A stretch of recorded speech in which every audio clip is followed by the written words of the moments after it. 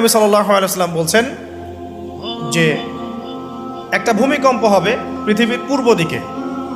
পৃথিবীর পূর্ব দিক মানে এই যে ভারত, পাকিস্তান, বাংলাদেশ, শ্রীলঙ্কা, ইন্দোনেশিয়া, ঠিক আছে, এই সিঙ্গাপুর, এই যে কন্টিনেন্ট মালয়েশিয়া, এটা পৃথিবীর পূর্ব দিক।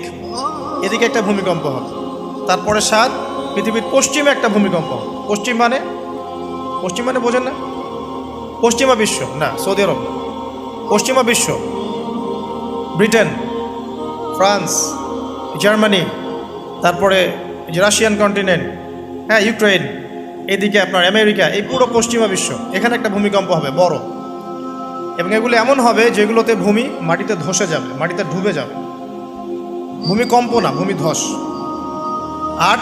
পৃথিবীর মাঝখানে মধ্যপ্রাচ্যে একটা ভূমিকম্প হবে, যেখানে আমাদের সো কল্ড আমিরুল মুমিনিনরা থাকে, যারা